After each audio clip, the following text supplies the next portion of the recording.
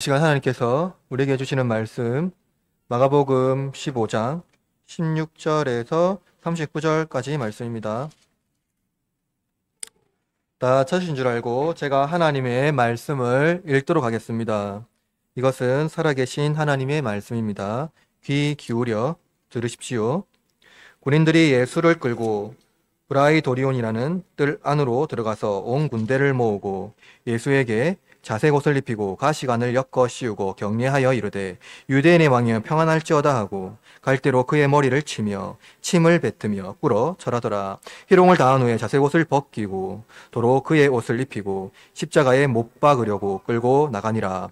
마침 알렉산더와 루포의 아버지인 구레네 사람 시몬이 시골로 붙어와서 지나가는데 그들이 그를 억지로 같이 가게 하여 예수의 십자가를 지우고 예수를 끌고 골고다라는 곳, 번역하면 해골의 곳에 이르러 몰약을 탄 포도주를 주었으나 예수께서 받지 아니하시니라. 십자가에 못 박고 그 옷을 나눌세 누가 어느 것을 가질까 하여 제비를 뽑더라. 때가 제3시가 되어 십자가에 못 박으니라. 그 위에 있는 죄패에 유대인의 왕이라 썼고 강도 둘이 예수와 함께 십자가에 못 박으니 하나는 그의 우편에 하나는 좌편에 있더라.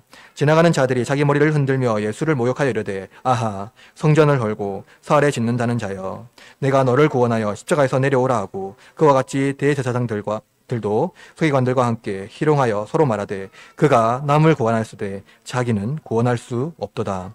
이스라엘의 왕 그리스도가 지금 십자가에서 내려와 우리를 보고 믿게 할지어다 하며 함께 십자가에 못 박힌 자들도 예수를 욕하더라. 제6시가 되매 온 땅에 어둠이 임하여 제9시까지 계속하였더니 제9시에 예수께서 크게 소리 지르되 엘리 엘리 라마 사막다니 하시니 이를 번역하면 나의 하나님 나의 하나님 어찌하여 나를 버리셨나이까 하는 뜻이니라. 곁에 섰던 자 중에 어떤 이들이 듣고 이르되 보라 엘리야가 부른다 하고 한 사람이 달려가서 해면에 신 포도주를 적시어 갈대에 깨어 마시게 하고 이르되 가만두라. 엘리야가 와서 그를 내려주나 보자 하더라. 예수께서 큰 소리를 지르시고 숨지시니라. 이에 송소휘장이 위로부터 아래까지 찢어 둘이 되니라. 예수를 향하여 섰던 백부장이 그렇게 숨지심을 보고 이르되 이 사람은 진실로 하나님의 아들이었도다 하더라. 아멘. 오늘은 마가복음 51번째 강해 설교로서 십자가를 품고 우리 중에 임하신 그리스도라는 제목으로 삼위 하나님에 대한 말씀을 선포하도록 하겠습니다. 십자가를 설교로 주제한다는 것은 사실 매우 어려운 일입니다. 십자가는 여러 가지 함의를 포함하고 있지만 특별히 구약의 구원의 절정을 드러내는 중요한 상징이기 때문입니다. 사실 이번 설교는 저에게 굉장히 고난의 시간이었습니다. 일주일 동안 십자가를 어떻게 해석을 하고 이것을 어떻게 설교해야 될지에 대한 여러 가지 고민이 많았습니다. 여러분도 아마 예수님께서 왜 죽으셔야 했는지 의문을 가지신 적이 아마 있을 수 있을 것 같습니다. 만약 죽으셔야 한다면 왜 하필 십자가에서 그렇게 고통스럽게 죽어야 했을까라고 한번 고민해 본 적 있겠죠. 기독교 신앙을 오해하는 사람들 중에는 하나님을 다른 아들을 용서하기 위하여 자기 아들을 가학적인 방식으로 학대하는 폭력적인 아버지로 이해하기도 합니다. 그래서 그냥 용서하는 것이 기독교에서 말하는 사랑의 하나님이 아닌가라고 의문을 제기하기도 하죠. 십자가는 로마 제국의 폭력성을 드러내는 상징물이었습니다. 로마 제국이 지나간 자리에는 십자가가 세워져 있었습니다. 그들은 우리를 따르지 않거나 반항하게 되면 십자가에 달리게 될 것이라고 엄포를 놓았습니다. 십자가에 달린 사람들의 이름을 기억하는 사람들은 아무도 없습니다. 누구도 기억하거나 상상조차 하기 싫어했기 때문이죠. 그러나 유일하게 기억되고 아직도 살아계신 분이 있습니다. 바로 우리 주 예수 그리스도입니다. 그렇다면 예수님은 왜 죽어야 했을까요? 죽어야 한다면 그것도 왜 십자가에 죽어야 했을까요? 이 난해한 문제를 해결하기 위하여서 최근 여러 가지 시도가 있었습니다. 특별히 사회 문제에 관심이 많은 진보적인 사람들은 예수님을 해방자로 이해합니다. 이들은 예수님이 유대인 종교 지도자로부터 권력 투쟁과 로마 제국의 사회 구조 때문에 억울하게 희생된 어떤 그런 인물, 희생된 인물로 묘사합니다. 이들에게 십자가는 해방의 정신이며 투쟁의 상징입니다. 즉 십자가는 사회 구조를 변화시켜 새로운 가치를 형성하고 만드는 문화적 혁명이라고 할 수가 있겠죠. 반면에 개인의 구원에 관심을 많은 보수주의자들에게는 십자가는 개인의 영성을 위한 그리스도의 구원의 사역입니다. 이들에게 예수님의 십자가는 자기를 복종시켜 가학적인 순종을 통해 구원을 이루신 모델입니다. 따라서 이들은 자기 복종과 희생이 십자가의 정신이며 자기 개인을 가학적인 방식으로 십자가를 따르고 짊어져야 하는 그 제자의 그 삶을 각인시키고 가르치기 때문이죠. 이들에게 예수님은 도덕적 또는 순교적 모델입니다. 그러나 이 두 가지 모델 모두는 예수님을 해방자 혹은 희생자 또는 도덕적, 순교적 모델로 보든 이들이 이해하는 그 십자가는 하나님을 담아내지 못합니다. 예수님의 십자가는 로마 사회 구조에서 우리를 해방하신 것도 아니고 우리를 십자가의 고통으로 몰고 가시는 것도 아닙니다. 성부 하나님은 성자 하나님을 통해 우리를 구원하시기를 기뻐하셨고 성자 하나님은 성부 하나님의 뜻을 기쁨으로 이루기를 원하셨습니다. 우리는 십자가에서 깊은 소외를 느끼지만 아버지와 아들은 오히려 십자가에서 더욱 긴밀히 연합하셨다는 것을 우리는 잊어서는 안 됩니다. 아버지는 아들을 통해 우리의 시간에 들어오셨고 아들은 우리와 같이 되심으로 우리의 실존에 연합하셨습니다. 그러므로 하나님은 우리 안에 있는 죄가 예수님께 속하였다고 여기신 것 같이 예수님의 의가 우리에게 속하였다고 여기신 것입니다. 그러므로 제가 여러분에게 설교하려는 목적은 이것입니다. 여러분이 예수님이 십자가의 희생자, 도덕적 모범 혹은 순교자의 모델이 아니라 실제로 여러분의 죄를 지고 가신 하나님의 아들이라는 것을 믿게 하는 것입니다. 오늘 선포되는 이 말씀을 통해서 삼위 하나님의 은혜가 여러분의 심령에 뿌리 내리기를 바랍니다. 십자가 앞에서 바라본 예수님의 모습은 어떤 모습입니까? 그것은 그냥 비참한 인간입니다. 군인들은 예수님에게 왕이 입는 자색 옷을 흉내내어서 형편없는 홍포를 입히고 또 가시를 엮어서 만든 관을 그의 머리에 놓았습니다. 그리고 로마 황제에게 경배하듯이 예수님을 풍자적으로 묘사합니다. 우스꽝스러운 예수님의 모습을 보고 그들은 어떻게 합니까? 즐거워하고 심지어 장난질합니다. 이렇게 하나님의 아들이 희화화 되었습니다. 이들이 예수님께 대하는 태도를 보면은요, 그들에 대한 이웃에 대한 애정보다는 극심한 혐오가 그들의 내면에 깊이 뿌리 내려져 있음을 우리는 알 수가 있습니다. 무장한 사람들이 비무장한 사람들을 둘러싸고 있죠. 아무 힘도 없는 사람들이 무기를 가지고 그를 둘러싸고 있습니다. 그들은 형편없는 예수님을 능멸하듯이 쳐다봅니다. 정치범이라는 이 예수라는 인물은 너무나도 볼품없어 보이고 그들이 기대했던 어떤 강력한 건세가 나타나지 않았기 때문입니다. 그들은 왕의 지팡이를 갈대로 묘사하여서 예수님의 손에 들리기도 하고 또 그것으로 예수님의 머리를 칩니다. 그리고 침을 뱉으며 모욕합니다. 이들은 유대인에 대한 혐오와 증오를 예수님께 표출하고 있는 것입니다. 유대인의 왕이 이렇게 형편없다니 너희들도 형편없는 존재가 아니냐라고 혐오와 증오를 거기서 폭력적으로 드러내고 있는 것이죠. 그들의 내면에 있는 폭력성이 인간의 존엄성을 파괴하고 무참하게 폭행하는 일이 발생합니다. 옷으로 혈루증 여인을 치료하신 예수님이, 침으로 맹인의 눈을 뜨게 하신 예수님이 아무것도 할 수 없이 조롱과 모욕을 당합니다. 이사야 선지자는 이렇게 말씀하셨습니다. 이사야 50장 6절 말씀입니다. 잘 들어보십시오. 나를 때리는 자들에게 내 등을 맡기며 나의 수염을 뽑는 자들에게 나의 뺨을 맡기며 모욕과 침뱉음을 당하여도 내 얼굴을 가리지 아니하였느니라. 예수님은 로마 군인들에게 수치를 당하셨죠. 그러나 예수님은 이 이사야의 예언처럼 얼굴을 가리지 않았습니다. 다른 말로 말하면 부끄러워하지 않았습니다. 그는 얼굴을 가리지 않았고 부끄러워하지 않았죠. 예수님은 자기 죄 때문에 수치를 당한 것이 아니죠. 다만 하나님의 아들은 아버지의 기뻐하신 뜻 안에서 우리 죄를 자기에게 속하게 하신 것입니다. 그는 기쁘게 세상 죄를 지고 가신 하나님의 어린 양이 되기로 작정하셨습니다. 곧 사형 집행을 당할 사형수가 부끄러워하지 않는다고 여러분 생각해 보십시오.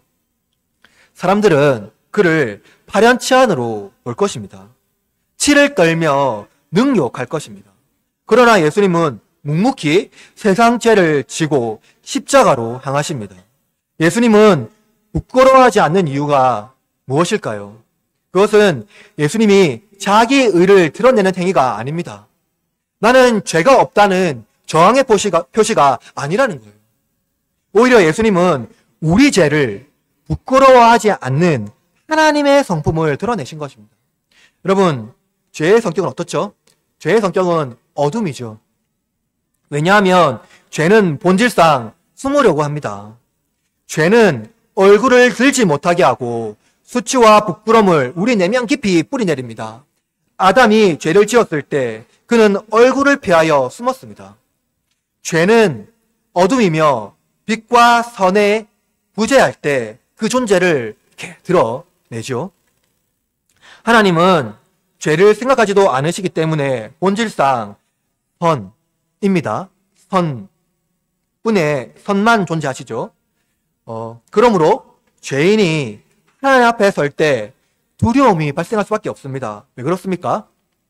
빛이 발생하기 때문에 어둠이 물러나죠. 그렇기 때문에 자기 죄가 온 천하에 드러날 것이기 때문입니다. 아담이 하나님을 두려워와서 숨은 것은 죄인의 본성입니다. 따라서 하나님은 죄인과 함께 할 수 없기 때문에 아담을 에덴에서 쫓아내셨죠. 그러나 예수님은 십자가를 지고도 부끄러워하지 않으셨습니다. 하나님도 예수님을 부끄러워하지 않으셨지요. 예수님을 떠나지 않으셨습니다. 하나님은 예수님과 함께 골고다에 오르셨습니다. 마치 아브라함이 아들 이삭을 모리아 산에서 희생 제물로 바치기 위하여 아들 이삭을 온전히 다 태울 나무를 이삭에게 짊어지게 하고 함께 오른 것처럼 성부와 성자는 그렇게 골고다를 아들과 함께 오르셨습니다. 예수님은 자기 죄 때문에 십자가를 지신 것이 아니라 우리 죄를 위하여 십자가를 지셨습니다. 그러나 한 번도 죄를 생각조차 해본 적이 없는 분이 인간 내면에 죄가 도사리는 것을 보고 소스라치게 놀라셨을 것입니다. 그가 온 세상 우리의 실존에 참여한 그 예수님은 인간을 파멸시키는 죄와 죽음을 감당해야 합니다. 바로 이 때문에 예수님은 겟세마네에서 피가 땀이 되도록 죄의 잔을 거두어 달라고 아버지께 기도하신 것이죠. 예수님이 성전에서 환전상과 죄물을 파는 자들의 상을 엎으신 것은 우리 내면의 죄를 엎으신 사건입니다. 성전을 통해 권세와 이익을 얻으려는 자들과 그들에게 세를 주며 성전을 자기 이익의 사물로 바꾸는 인간의 사악한 죄를 보고 예수님은 소스라치게 놀라셨습니다. 그가 우리의 죄를 담당하셔야 합니다. 그런데 예수님은 십자가를 통해서만 우리의 죄를 담당할 수 있을까요? 십자가는 로마 제국의 폭력성을 보여주는 확실한 상징물입니다. 예수님은 태어나자마자 죽을 위기를 맞이했죠. 당시 헤롯은 온 예루살렘 지역에 만 2세 이하의 남아들을 죽이라고 명령했습니다. 그러나 예수님은 이집트로 편하여서 생명을 구원했습니다. 그뿐 아니라 그 당시 1세기는요, 영아 생존율이 극심하게 낮은 시기였습니다. 그리고 유아들은 미성숙한 존재로 취급받았기 때문에 완전한 인간으로 인정받지도 못했던 시기였습니다. 또한 성리되었어도 온갖 질병, 또 사회적 환경에서 노출되어 있기 때문에 죽을 위기가 수차례 있었을 것입니다. 그러나 죽지 않으셨죠? 이를 근거해서 보면 예수님은 수차례 고비를 넘기셨던 것을 알 수 있습니다. 그러나 예수님은 사회적 희생양이 아닙니다. 예수님이 죽으셔야 하는 그 장소는요, 그냥 우연도 아니고 어떠한 질병도 아닙니다. 그가 죽어야 하는 장소는요, 바로 십자가입니다. 예수님이 죽으신 장소인 십자가는 당대 최고의 문명을 자랑하는 로마 제국의 상징물입니다. 이것은 예수님이 당시 최고의 문명 안에서 사형 선고를 받고 죽으셨다는 것을 말합니다. 예수님은 비문명화된 사회에서 살인당한 것이 아닙니다. 문명화된 사회에서 절차를 따라 죽임당하셨으나 인간의 탐욕과 폭력에 의해서 죽으셨다는 것이죠. 문제는 이 문명이요, 그들의 죄를 숨기기에 아주 적절한 도구라는 것입니다. 빌라도는 자기가 할 수 있는 제도 안에서 예수님을 석방하려고 노력했다고 말할 것입니다. 그리고 법적인 절차를 준수했다고 말할 것입니다. 대제사장들은 유대인의 사회적 질서와 구조를 지키기 위하여 성전의 규율을 따라야 한다고 주장할 것입니다. 따라서 예수님은 그들의 사회적 질서를 훼손하고 법적인 절차를 무시했기 때문에 죽임을 당했다고 그들은 합법적인 요구를 말할 것입니다. 그러나 예수님은 말씀으로 세상의 권세를 저항하셨죠. 예수님은 그들의 원하는 방식에 순응하지 않으셨습니다. 예수님은 십자가를 지기 전에 말씀으로 제자들과 사람들을 가르치셨습니다. 죄인들과 식사하고 모든 부정한 것을 고치시며 귀신을 쫓아내셨습니다. 그러나 사람들은 변화가 되지 않았죠. 심지어 예수님과 함께한 제자들까지도 변화가 되지 않았습니다. 그들의 내면성에 있는 폭력성은 누구도 고칠 수가 없었습니다. 여러분, 27절 말씀, 27절 본문 27절 말씀 다 같이 읽어볼까요? 27절 시작. 강도 둘을 예수와 함께 십자가에 못 박으니 하나는 그의 우편에 하나는 그의 좌편에 있더라. 여러분, 예수님이 유대인의 왕으로 십자가에 달리셨을 때 그의 우편과 좌편에 있는 십자가에 달려있는 죄수가 있지요. 죄수가 있습니다. 그런데 예수님이 왕으로 오르시게 되면 그의 우편과 좌편의 자리를 차지하기 위하여 싸운 사람이 누구입니까? 마고복음 10장 30절에 보면 영광 중에 우리를 하나는 주의 우편에 하나는 좌편에 앉게 하여 주소서. 이 말 누가 했지요? 야고보와 요한입니다. 여러분, 예수님이 영광 중에 유대인의 왕으로 보좌에 앉게 될 때 하나는 우편, 하나는 좌편에 앉게 해달라고 제자들이 요청을 한 겁니다. 청탁을 한 거죠. 그러나 그들 지금 어디에 있습니까? 그리고 예수님 우편과 좌편에는 누가 있습니까?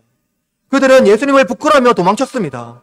십자가는 우리의 불의를 드러내는 장소입니다. 죄와 어둠의 장소입니다. 부끄러움과 수치의 장소라는 거예요. 그러나 하나님은 아들의 십자가를 부끄러워하지 않으셨습니다. 예수님은 우리의 죄를 그의 의로 담당했습니다. 여러분, 복음주의 학자 존 스토트는 이렇게 말한 바가 있습니다. 그리스도와 십자가라는 책에서 이렇게 말한 바가 있는데요. 그리스도 안에서 하나님이 직접 우리의 불의를 담당하지 않고는 의로우신 하나님이 우리의 불의를 의로운 방식으로 용서하실 다른 방법이 없을 정도라면 우리의 불의는 실로 심각한 것임은 분명하기 때문이다. 그래서 그리고 하나님의 아들의 십자가 외에는 다른 방법으로는 우리의 죄를 용서할 방법이 없습니다. 바울은 이렇게 말합니다. 고린도후서 5장 21절. 하나님이 죄를 알지도 못하신 이를 우리를 대신하여 죄로 삼으신 것은 우리로 하여금 그 안에서 하나님의 의가 되게 하려 하심이라. 여러분, 세상죄를 지신 하나님의 아들은 우리의 죄보다 그분의 의가 말할 수 없는 방식으로 더 위대하기 때문에 오직 하나님 아들만이 십자가에 달릴 수 있고 그의 의로움으로 우리를 변화시킬 수가 있다는 것입니다. 인간이 되신 하나님의 아들이 유일하고 완전한 하나님의 형상이기 때문입니다. 오직 그만이 하나님의 형상이기 때문입니다. 증오와 혐오로 이웃을 대하지 않는 삶의 방식, 십자가를 통하지 않고는 알 수가 없습니다. 예수님은 사회적 구조를 정하기 위하여 오신 분이 아니죠. 십자가를 통과하지 않으면 누구도 변화될 수가 없습니다. 십자가 아래에서 자기 죄를 고백하는 자만이 세상이 이해할 수 없는 독특한 삶의 방식으로 저항할 수가 있습니다. 그러므로 예수님은 해방자가 아니라 우리의 구주 그리스도입니다.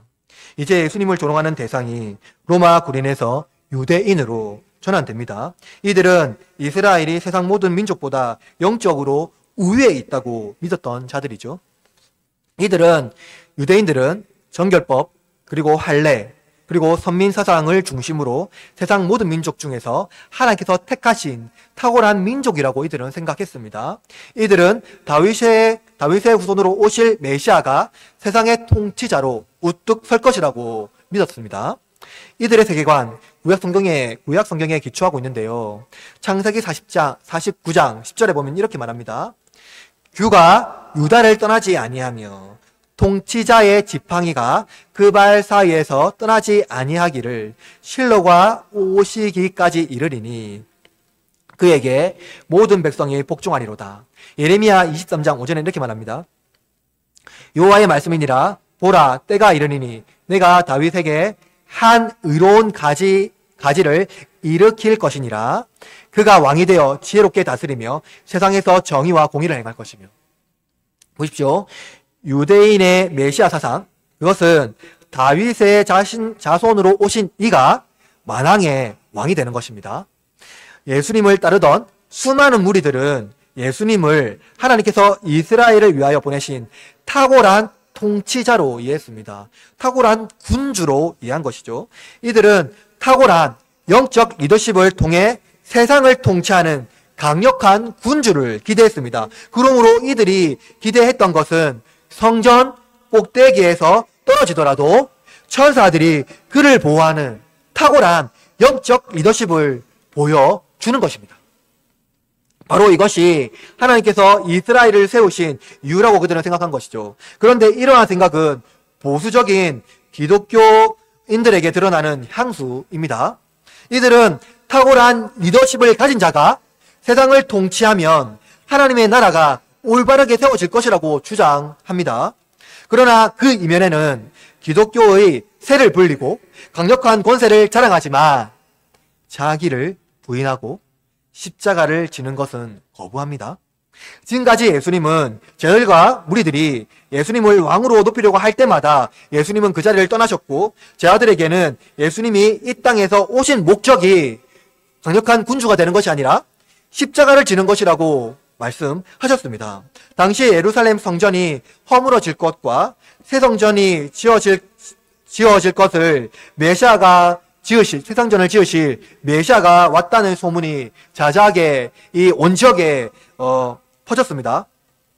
성전은 무엇입니까? 유대인 민족주의의 핵심적인 장소이죠. 성전이 무너진다는 것은 유대인의 정체성이 무너지는 것과 같습니다. 심지어 유대인 애국주의자에게 성전은 부적과 같은 것이었습니다. 그리고 예수님은 또 무리들에게는 어떤 기적자로 소문이 나 있죠. 불려졌습니다. 그러나 그들의 기대와 달리 예수님은 유대 사회의 풍습을 저항하고 새로운 방식을 끊임없이 소개하셨죠. 로마 세계에도 예수님의 삶은 굉장히 이질적인 것이었습니다. 권력과 명성을 중요시하는 세속사회에서 희생과 겸손은 왕과 군주가 하는 것이 아니라 노예와 종들이나 하는 것이기 때문이죠. 그러나 예수님은 마치 종과 같이 희생과 겸손의 삶을 사셨습니다. 그럼에도 불구하고 예수님의 기적의 행위는 사람들이 놀라기에 충분했습니다. 그가 성전을 열고 4일 만에 지을 것이라는 소문이 예루살렘 온 지역에 퍼졌습니다. 당시는 그 6월절이었죠. 사람들이 붐비는 시절에 소문은 온 지역에 퍼져서 모든 사람이 그 소문을 들었을 것입니다. 그들은 4일 만에 성전을 세우는 탁월한 영적 권세를 보기 원했습니다. 그러나 지금 이 순간에 거기 모여있는 사람들, 그들은 십자가 위에서 형편없이 늘어져 있는 인간 예수를 보고 허탈한 감정을 드러냅니다. 그러면 본문 29절 말씀 읽어볼까요? 29절 지나가는 자들은 시작.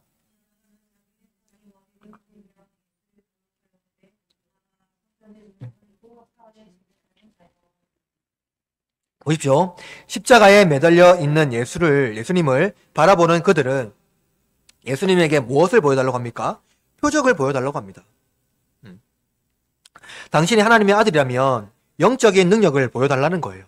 당신이 하나님의 아들이라면 그렇게 지금 축 늘어 있지 말고 어떠한 권세를 보여달라 라는 겁니다. 이들은 예수님의 희생과 겸손에서 나타난 그 성품을 기대하지 않습니다. 그들이 원하는 것은 무엇입니까? 탁월한 영적 능력입니다.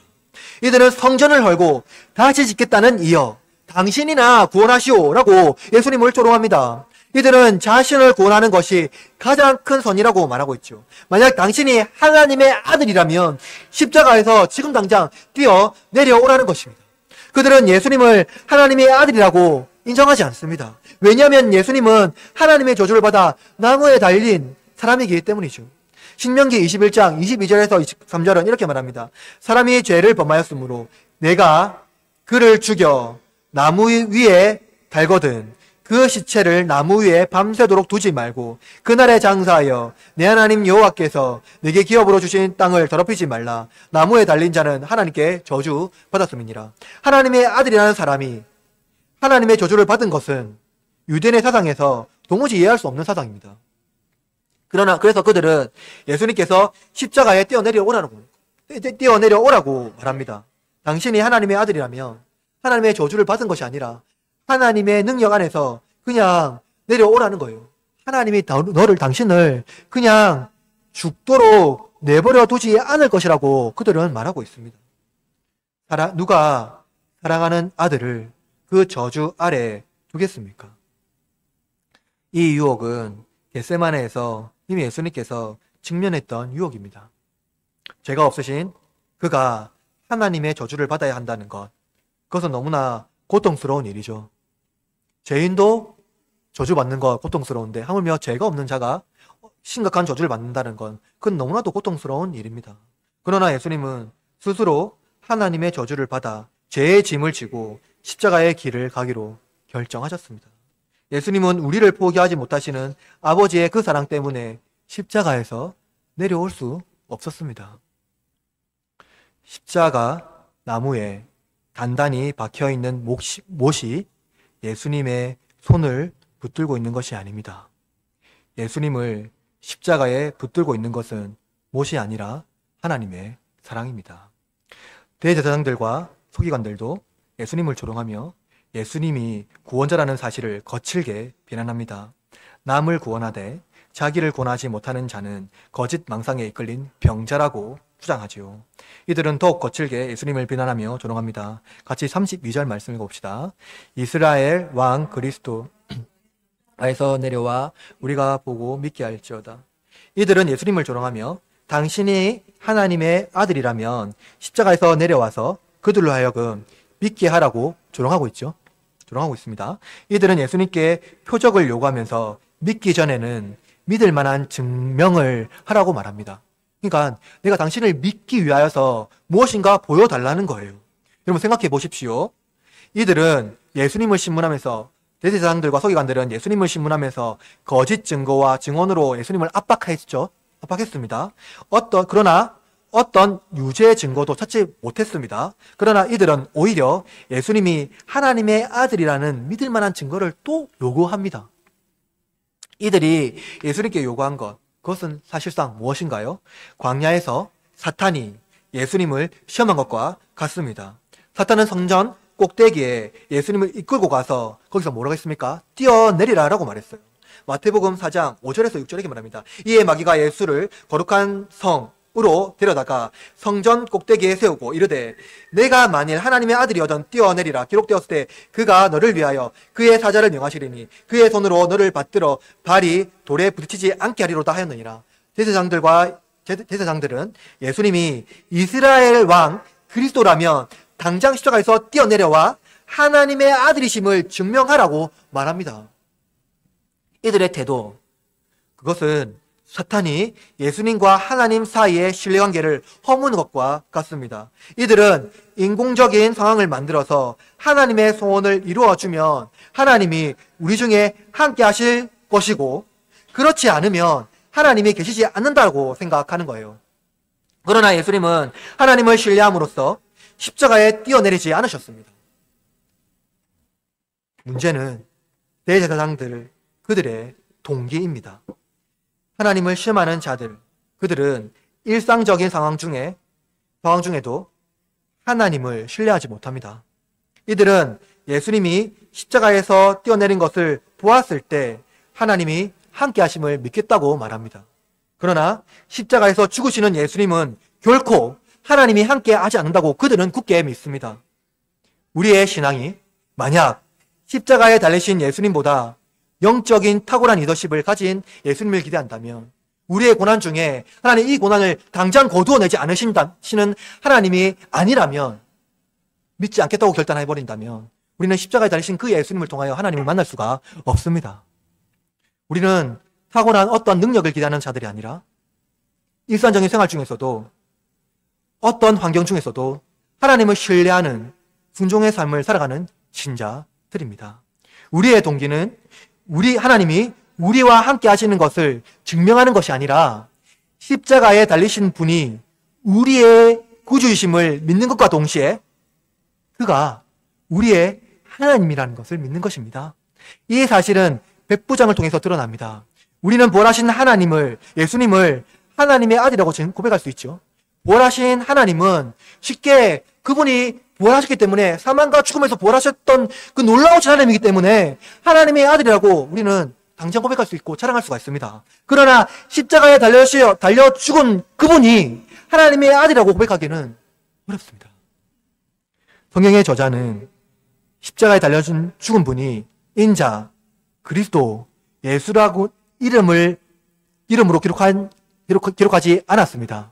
무엇이라고 기록했냐면 십자가에 달려신 그분이 하나님의 아들이라고 기록하고 있습니다. 그가 진정 십자가에 달려 죽으신 그분이 진정 하나님의 아들이라는 겁니다. 바로 십자가에서 죽으신 분, 그러나 영적 능력으로 십자가에 내려오지 않고 인간처럼 죽으신 그분이 우리 하나님의 아들입니다. 십자가에 달려신 분의 손을 붙잡고 아버지의 포기하지 않는 그 사랑이, 그리고 아버지의 사랑에 생명을 바쳐 순종하신 아들의 헌신이 우리를 구원하신 것입니다. 그러므로 십자가에서 예수님을 못 박을 수 있는 것은 우리의 죄를 지신 예수님의 의이며 동시에 우리를 포기하지 않으시는 아버지의 사랑입니다. 아버지와 아들은 골고다에 오르면서도, 그리고 십자가에 달리면서도 함께 계셨습니다. 그러나 예수님이 하나님의 아들이라는 사건 중에 가장 논란이 되는 것, 그리고 가장 놀라운 것은 그가 하나님께 버림받았다는 사실입니다.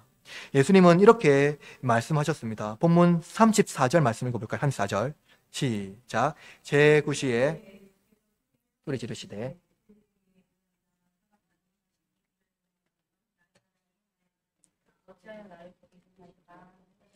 여러분 보십시오. 예수님이 죽음의 순간에 하나님께 부르짖으며 하는 말이 뭡니까?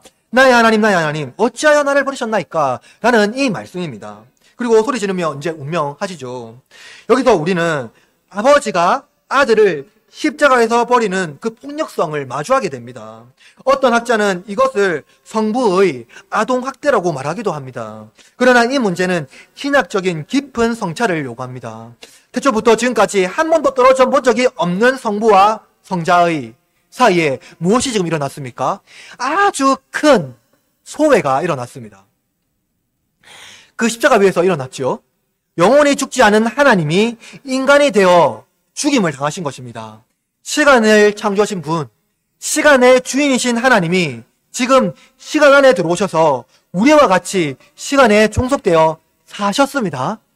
하나님의 입장에서 이것은 매우 놀라운 사건입니다. 시간이 존재하는 한 반드시 무엇이 있습니까? 소외가 일어납니다. 우리는 언젠가는 헤어져야 합니다. 그 헤어짐의 아픔을 우리는 언젠가는 맞이해야 되는 그 큰 소외를 반드시 경험해야 합니다. 시간 안에 사는 존재라면 말이죠. 하나님의 입장에서 그 소외는 예수님을 반드시 경험해야 하는 것이죠. 예수님이 인간으로 태어난 이후부터 그 소외는 반드시 발생하게 되어 있습니다. 그런데 이것이 하나님의 본질과 매우 이질적이라는 거예요. 하나님은 영원하고 죽지 않지요. 그러나 예수님은 죽으셨습니다. 그는 하나님의 본체이시며 동등하신 분입니다. 그가 인간으로 태어난 후에 변하지 않는 분이 변하게 되는 인성을 입게 된 것이죠. 그러나 하나님은 예수님이 자연적으로 죽도록 하지 않으셨습니다. 예수님은 인간의 죄 때문에 극심한 소외를 경험하셔야 됩니다. 그냥 자연적인 소외가 아니라 아주 극심한 소외, 아주 고통스러운 소외를 경험해야 합니다. 그것이 바로 예수님의 절기를 통해서 드러난 것입니다. 우리는 죄인인 하나님 앞에, 죄인인 우리 몸으로 스스로 하나님 앞에 설 수 없다는 것을 알 수 있죠. 우리가 하나님 앞에 서게 되면 그 자리에서 소멸될 것입니다. 그러나 예수님은 죄인이 아닙니다. 다만 우리의 죄를 자기 죄로 여기신 것이죠. 죄가 없는 사람이 죄의 깊은 악을 들여다볼 때 어떤 느낌이 들까요? 죄가 없는 사람이 만약에 심각한 죄의 현장을 직면하게 된다면 어떤 느낌이 들까요? 소스라치게 될 겁니다. 만약에 여러분이 친근하게 지냈던 사람이 어떤 사람을 상상입니다. 죽는 현장을 두 눈으로 못 겪겠다고 보십시오. 그 현장을 보면은 소스라치고 식은땀이 나고 정말로 절망 같은 두려움과 공포가 느껴지지 않겠습니까? 그 현장을 당장이라도 벗어나려고 할 것입니다. 그런데 예수님이요, 죄가 없는 분이요, 그 죄의 심각한 모든 신면을요 들여다보게 되는 겁니다. 그 절규를 할 수밖에 없는 것이죠. 예수님의 고통은 십자가에서 강렬하게 느껴지는 육신의 고통뿐만이 있는 것이 아닙니다. 바로 그것을 통하여서요, 예수님은요, 하나님과 심각한 소외를 이루 말할 수 없는 그 고통을 경험할 수밖에 없다라는 거예요. 예수님은 인간의 모든 죄의 깊은 내면에 침투하여서 그것을 느끼고 고통스러워합니다. 결국 그 죄가 예수님으로 하여금 아버지에게 소외되게 하신 것입니다. 네덜란드 신학자 중에 판드 베이크라는 인물인데 그가 이렇게 말했습니다. 그리스도께서 인간과 인간의 비참함에 참여하였다라고 말하고 있어요. 즉 그리스도께서 인간의 실존에 들어오셔서 하나님과 인간의 관계를 살아있게 만드셨다는 것입니다. 그렇다면 무엇입니까? 살아있게 만들었다는 건 죽었다는 거예요. 죽었던 인간을 예수님께서 우리의 실존에 들어오셔서 우리를 살아있게 만드셨다는 거예요. 그러므로 성자와 성부 간의 소외는요, 인간의 죄로 말미암아 하나님이 우리 사이의 단절을 의미하고 있는 겁니다. 우리를 죄로 말미암아 하나님과 단절되어 있는 그 시면 사이에 예수님이 그 사이를 뚫고 이 세상에 오셨다라는 것을 말해주고 있어요. 여기서 우리는 예수님의 육신의 고통뿐만 아니라 영혼의 고통을 받았다는 것을 우리는 알 수가 있습니다. 이것이 바로 영혼의 죽음과 같은 거예요. 예수님은 육신의 죽음뿐만 아니라 영혼까지도 아버지와 단절되는 그 깊은 고통을 당하셨습니다. 이것이 바로 예수님께서 나의 하나님 어찌하여 나를 버리셨나이까 라고 부르시는 의미입니다. 혹시 여러분 중에 영혼이 죽지 않는다고 생각해 본 적 있습니까? 그러나 그것은, 영혼이 죽지 않는다는 것은 성경에서 말하는 것이 아닙니다. 오히려 그것은 플라톤 철학과 또는 불교와 같은 영혼의 윤회 혹은 환생을 의미합니다. 영혼은 하나님께서 하나님의 형상인 인간에게 주신 뭡니까? 선물이죠. 하나님의 형상인 인간이 가져야 되는 그 본질입니다. 영혼은. 그 하나님께서 아담에게 동산의 모든 실과를 임의로 먹을 수 있지만 선악과는 보지도 먹지도 말라고 하셨죠. 만약 먹게 되면 어떻게 했습니까? 정령 죽으리라고 했어요. 근데 이 죽는다는 의미, 육신의 죽음뿐만 아니라 하나님의 형상을 거두어 가시겠다는 의미예요. 그것은 무엇입니까? 하나님의 형상을 거두어 간다는 건 영혼의 죽음까지도 포함하고 있다는 거예요. 하나님과 인간의 소외는 영혼의 죽음을 의미합니다. 당시 그냥 육체의 죽음을 말하는 게 아니에요. 이것은 영혼의 소멸을, 영혼이 그냥 아예 없어지는 소멸을 의미하는 것이 아니라 죄인인 인간이 하나님의 형상이 더 이상 아니라는 것을 말하고 있어요. 악을 참아 보지 못하는 아버지는 아들이 우리 대신 지신 죄 때문에 그를 떠나야 했습니다. 그들은 아버지에게서 소외되어 영혼이 사멸되는 듯한 고통을 당해야 했습니다. 예수님은 왜 이런 고통을 당해야 했습니까? 그는 십자가에서 우리와 함께 달리셨기 때문입니다. 죄인인 인간은 하나님과 우리 사이에 회복할 수 없는 소외, 분리를 초래합니다. 그러므로 십자가에서 예수님은 하나님과 소외된 인간의 실존을 짊어지신 것입니다. 성유 씨는 이처럼 인간의 죄를 지신 하나님의 아들이 세상에 오신 것입니다. 아버지는 아들을 세상에 보내므로 그리스도 안에서 우리의 죄의 문제를 참여하십니다. 그리스도 안에서 하나님은 죄인인 우리와 단절되어 있는 문제를 예수님 안에서 해결하기를 기뻐하셨습니다. 그 방법이 바로 십자가입니다. 왜냐하면 우리의 죄가 폭로됨으로써 비참한 현실을 고백하고 하나님께로 돌아갈 발판을 바로 그 십자가에서 얻기 때문이죠.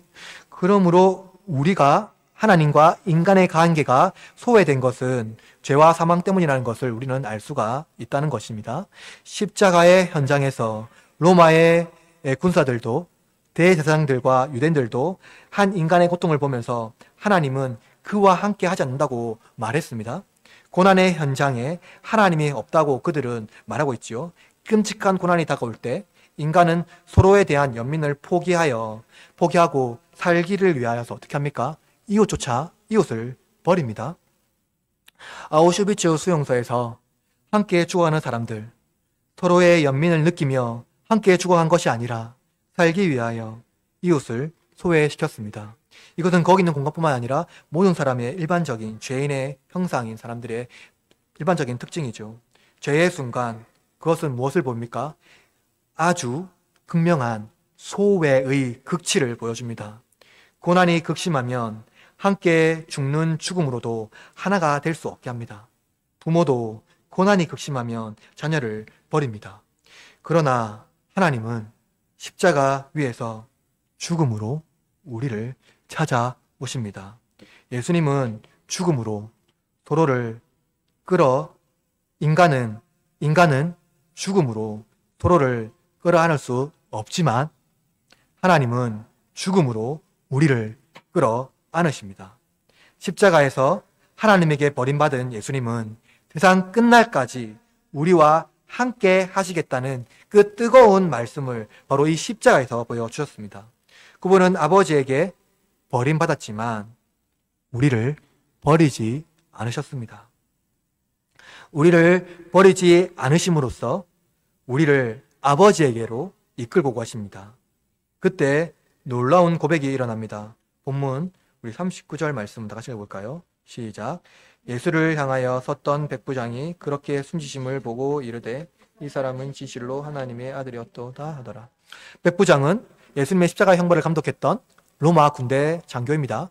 그는 직접 예수님을 십자가에 못 박도록 지시했고 죽는 모든 광경을 다 가까이서 아주 밀접하게 지켜보았습니다.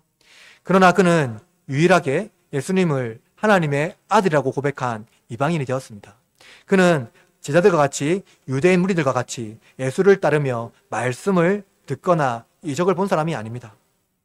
다만 그는 십자가에서 처참히 죽어가는 모든 광경을 바로 그 앞에서 바라보았습니다. 그때야 비로소 예수님이 하나님의 아들이심을 드러나게 되는 것입니다. 우리는 하나님과 소외되었을 뿐만 아니라 이웃과도 소외되었습니다. 그러나 하나님의 아들은 하나님과 우리 사이의 소외를 화해시켰습니다. 성소의 휘장이 찢어지면서 우리는 하나님과 거리낌 없이 만날 수 있는 장소로 나갈 수 있습니다. 그 장소가 어디입니까? 바로 십자가 아래입니다. 오직 십자가만이 하나님과 이웃 그리고 소외된 우리를 회복시키고 화해할 수가 있습니다. 여러분, 예수님이 가학적인 십자가에 달리셔서 죽으신 이유는 우리가 이웃을 가학적으로 대하기 때문입니다. 동시에 하나님을 가학적으로 대하기 때문입니다. 우리는 우리의 고통을 축소시키기 위하여 이웃을 가학적으로 대합니다. 왜 나에게 고통을 주는지 하나님을 더욱더 우리는 고통스럽게 대합니다. 하나님 고통스럽게 만들죠.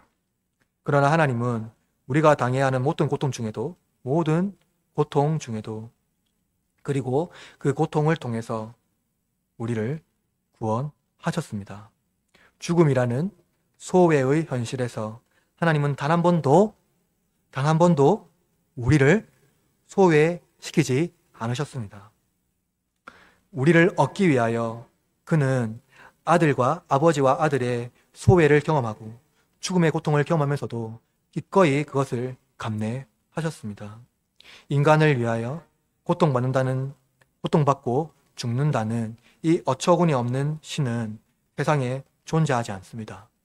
신이 인간을 위하여 고통받고 죽는다는 가르침을 제공하는 종교는 오직 기독교뿐입니다. 그래서 이것은 진리이고 신앙이지요.